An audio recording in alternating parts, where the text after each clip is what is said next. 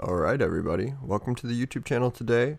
On this video we're going to be covering one of my favorite topics, probability theory, and we're going to be going over the three basic axioms of probability and covering some simple but interesting results that come out of these axioms and these assumptions.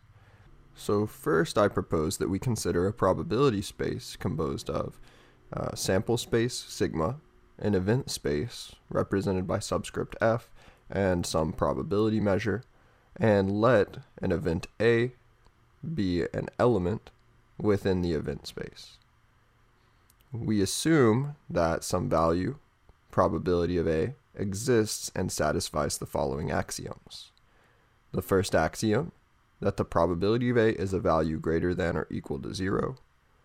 The second axiom, that the probability of the entire sample space, which is the set of all events, is equal to 1.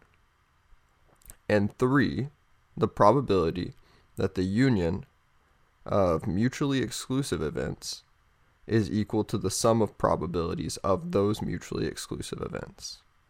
So let's take a minute to think through these three axioms and why it's important that they hold in a probability space. Let's take a moment to consider an example in which all of these axioms hold. Consider the event in which you're flipping a coin. Your sample space, sigma, is going to be composed of the two outcomes, heads or tails. Because we assume in this agnostic model of probability that all events have an equal likelihood of occurring and the event head is mutually exclusive from tails, that is, that you can't have an instance in which your coin is both heads and tails, then it holds that the probability of heads has to be 1/2 and the probability of tails has to be 1/2. That is, imagine a space in which you must be heads or tails. Assuming the coin is fair, then each event is going to occupy an equal area in this space, and the area is going to each be equal to 1/2. In this example, we see the first axiom holding true in that the probability of these events are greater than or equal to 0. We also see that if we take, for instance, this whole sigma, that the areas are going to be equal to 1. So if we just summed the probability of H plus the probability of T, then we would get 1/2 plus 1/2, which is equivalent to 1.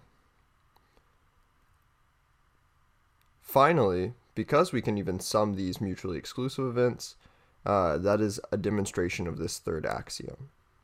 It's also important to note, however, that within our event space, which is a set of sets,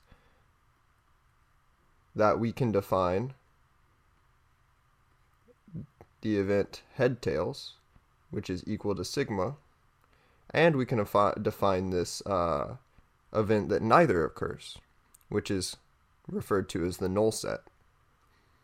The probability of the null set is going to be 0, and as mentioned in the axioms, the probability of sigma is equal to 1. We're actually going to prove this property of the null set in the next segment. Alright, in this section I just want to go over a few important results that can be derived from these three axioms. For reference, I've included the three axioms numbered in the upper left-hand corner, so that if I ever refer to axiom 1, 2, or 3, that y'all can follow along. The first proposition that I want to derive is the proposition that the probability of the empty set is equal to 0. So the first fact to note in this proof is actually that by axiom 2, we have that the probability of the sample space sigma is equal to 1. Remember, sigma is actually all of our events in our sample space. Then we note that the complement of sigma, which is the complement of this picture, is equal to the empty set. The next fact we can note is that the union of sigma and the empty set is just equal to sigma. That is, if we add these two sets together, we just get the resulting sigma. Additionally, the intersection of sigma and the empty set is just equal to the empty set. That's easy to see because we can't have both all events in our set and no events in our set simultaneously. Therefore, this property just says that sigma and the empty set are mutually exclusive.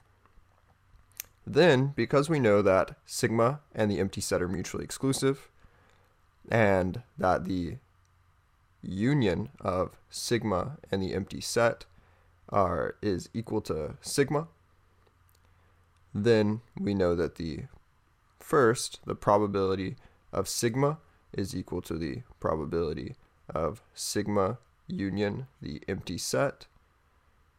We know that by principle 3, that the probability of the union of any two mutually exclusive events can be expressed as the sum of the probabilities.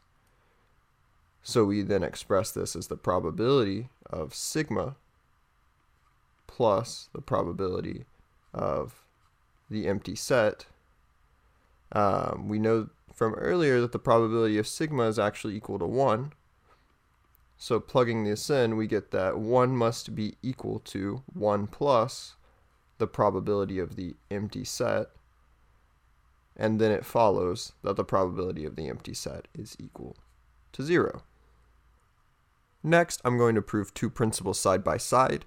It might seem like I'm proving these in reverse, but in reality, the results of one proof is going to be extremely important in proving the other. So the first thing I'm going to want to prove is that the probability of an event A is equal to 1 minus the probability of A complement. We're saying that the probability of some event A is going to be equal to 1 minus the probability of A complement. Keep in mind here that 1 is equal to the sample space. So we'll actually find that 1 is equal to A plus A complement. The reason for this is that A and A complement are by definition mutually exclusive events. If we rewrite the formula as such, given our illustrations, then we'll actually see that the A complements cancel out and we just get that the probability of A is equal to the probability of A. So in fact, we know that what we're trying to prove is true. So let's just go ahead and try to formalize that a little more. So the first thing to note is our second axiom, that the probability of the sample space is equal to 1. Then we're going to note by definition that A union A complement is equal to sigma.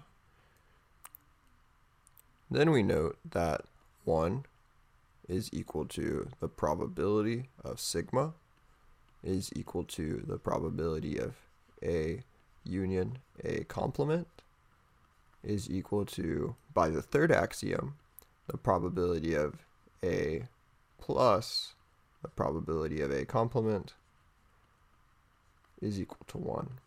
Then, by taking this equality right here, that the probability of A plus the probability of A complement is equal to 1, it's easy to see that the probability of A must equal 1 minus the probability of A complement. Now, where this proof becomes important is going to be in proving, actually, our next fact, which is that the probability of any event A must be less than or equal to 1.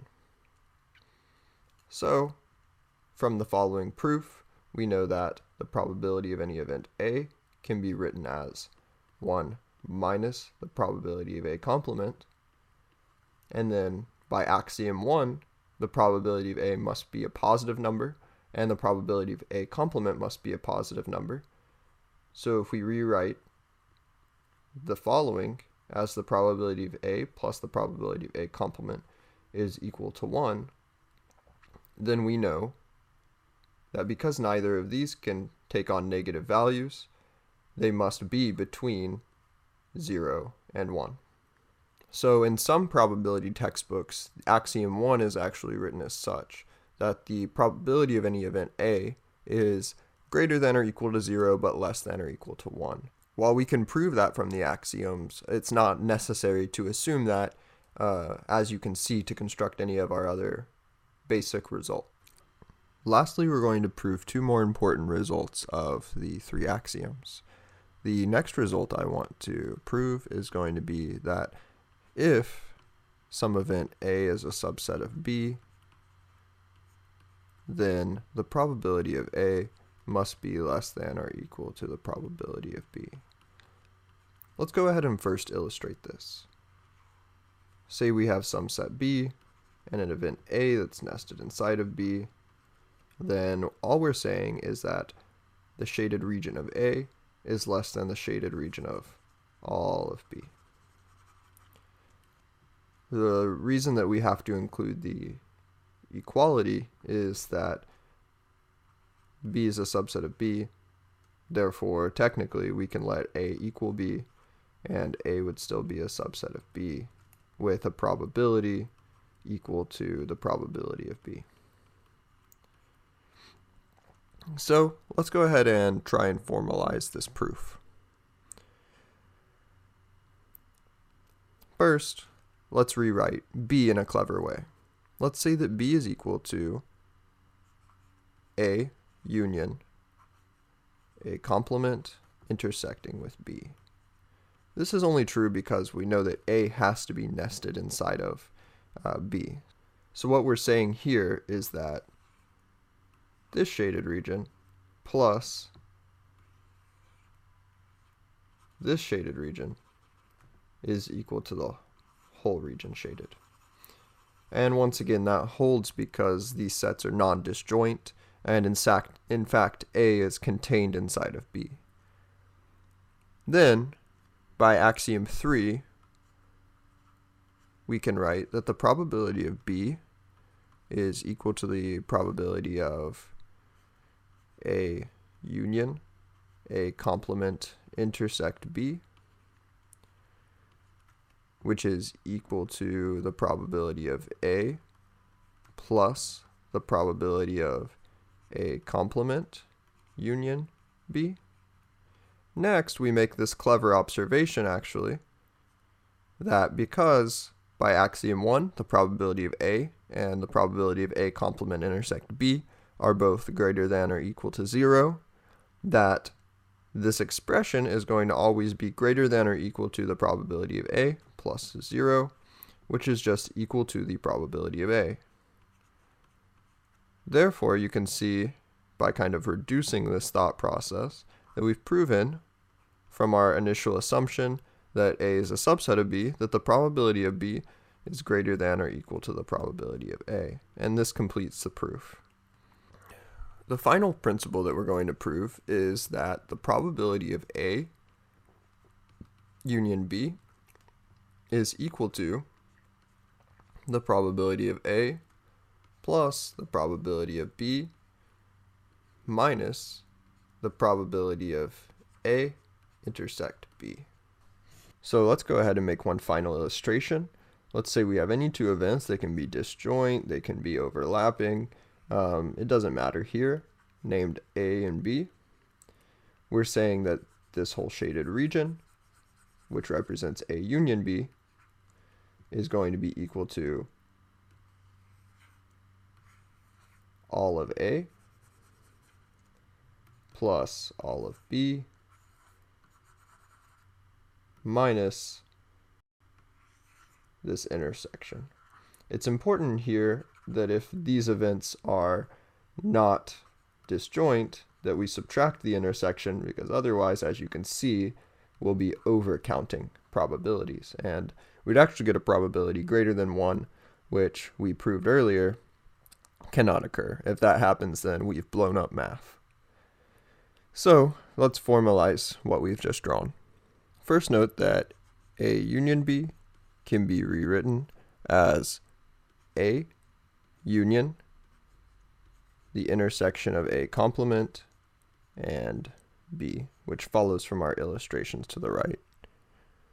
Furthermore, B can be rewritten cleverly as B intersect A complement unioned with B intersect A.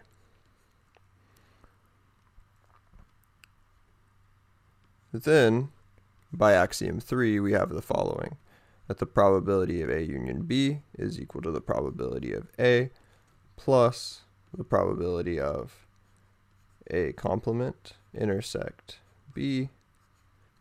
We also know that the probability of B is, by axiom 3, equal to the probability of B intersect A complement unioned with the probability of B intersect A.